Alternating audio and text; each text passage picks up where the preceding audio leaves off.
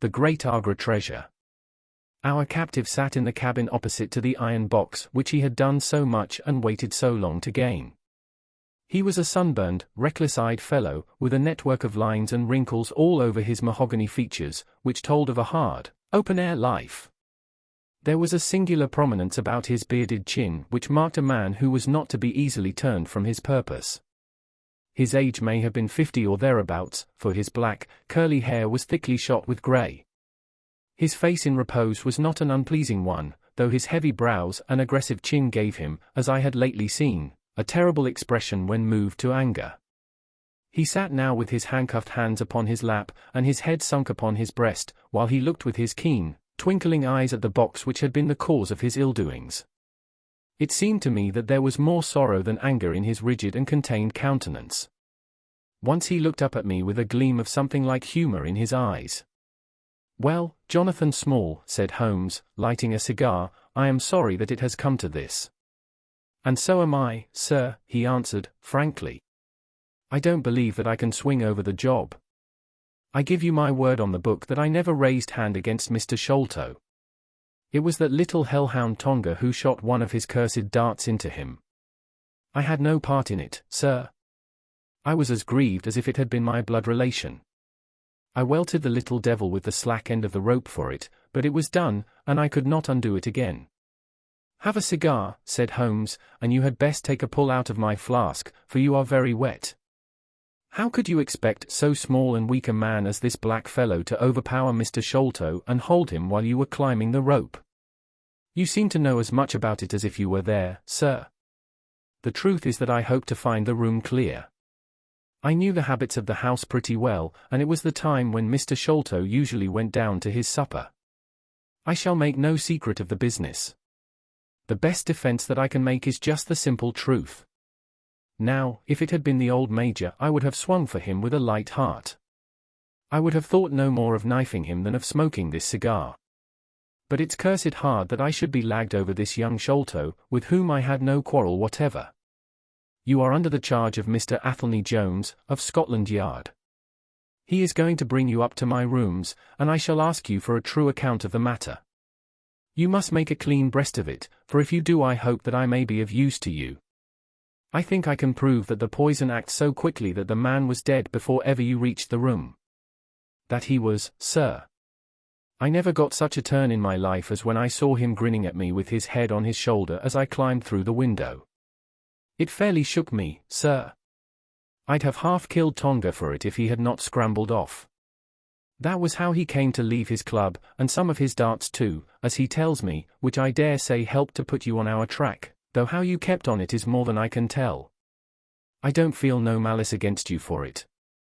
But it does seem a queer thing," he added, with a bitter smile, "that I who have a fair claim to nigh upon $500,000 of money should spend the first half of my life building a breakwater in the Andamans, and am like to spend the other half digging drains at Dartmoor.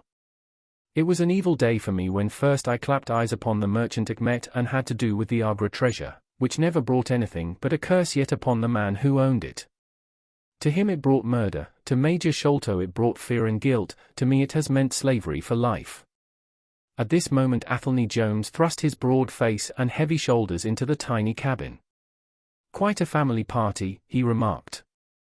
"I think I shall have a pull at that flask, Holmes. Well, I think we may all congratulate each other. Pity we didn't take the other alive, but there was no choice. I say, Holmes, you must confess that you cut it rather fine. It was all we could do to overhaul her." "All is well that ends well," said Holmes. "But I certainly did not know that the Aurora was such a clipper.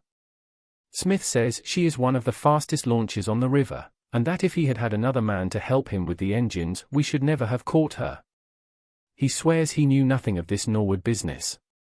"Neither he did," cried our prisoner, "not a word.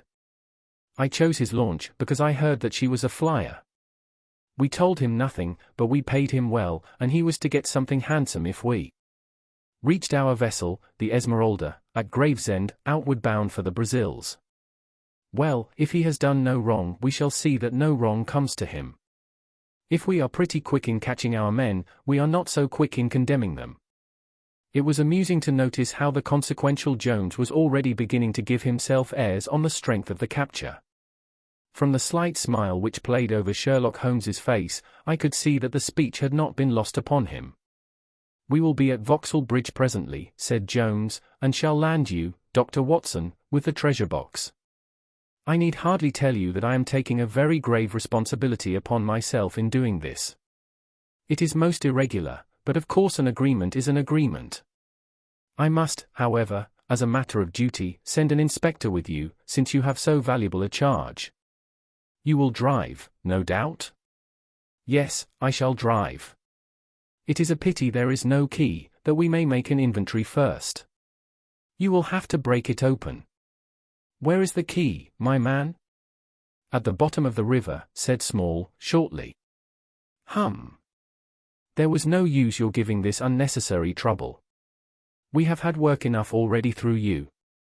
However, Doctor, I need not warn you to be careful. Bring the box back with you to the Baker Street rooms. You will find us there, on our way to the station." They landed me at Vauxhall, with my heavy iron box, and with a bluff, genial inspector as my companion. A quarter of an hour's drive brought us to Mrs. Cecil Forrester's. The servant seemed surprised at so late a visitor. Mrs. Cecil Forrester was out for the evening, she explained, and likely to be very late. Miss Morstan, however, was in the drawing-room, so to the drawing-room I went, box in hand, leaving the obliging inspector in the cab. She was seated by the open window, dressed in some sort of white diaphanous material, with a little touch of scarlet at the neck and waist. The soft light of a shaded lamp fell upon her as she leaned back in the basket chair, playing over her sweet, grave face, and tinting with a dull, metallic sparkle the rich coils of her luxuriant hair. One white arm and hand drooped over the side of the chair, and her whole pose and figure spoke of an absorbing melancholy. At the sound of my footfall she sprang to her feet, however, and a bright flush of surprise and of pleasure colored her pale cheeks. "I heard a cab drive up," she said. "I thought that Mrs. Forrester had come back very early, but I never dreamed that it might be you. What news have you brought me?" "I have brought something better than news," said I, putting down the box upon the table and speaking jovially and boisterously, though my heart was heavy within me. "I have brought you something which is worth all the news in the world. I have brought you a fortune." She glanced at the iron box. "Is that the treasure, then?" she asked, coolly enough. "Yes, this is the great Agra treasure. Half of it is yours and half is Thaddeus Sholto's. You will have a couple of 100,000 each. Think of that! An annuity of £10,000. There will be few richer young ladies in England. Is it not glorious?" I think that I must have been rather overacting my delight, and that she detected a hollow ring in my congratulations, for I saw her eyebrows rise a little, and she glanced at me curiously. "If I have it," said she, "I owe it to you." "No, no," I answered, "not to me, but to my friend Sherlock Holmes. With all the will in the world, I could never have followed up a clue which has taxed even his analytical genius. As it was, we very nearly lost it at the last moment." "Pray sit down and tell me all about it, Dr. Watson," said she. I narrated briefly what had occurred since I had seen her last, Holmes's new method of search, the discovery of the Aurora, the appearance of Athelney Jones, our expedition in the evening, and the wild chase down the Thames. She listened with parted lips and shining eyes to my recital of our adventures. When I spoke of the dart which had so narrowly missed us, she turned so white that I feared that she was about to faint. "It is nothing," she said, as I hastened to pour her out some water. "I am all right again." It was a shock to me to hear that I had placed my friends in such horrible peril. "That is all over," I answered. "It was nothing. I will tell you no more gloomy details.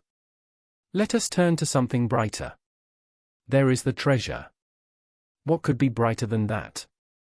I got leave to bring it with me, thinking that it would interest you to be the first to see it."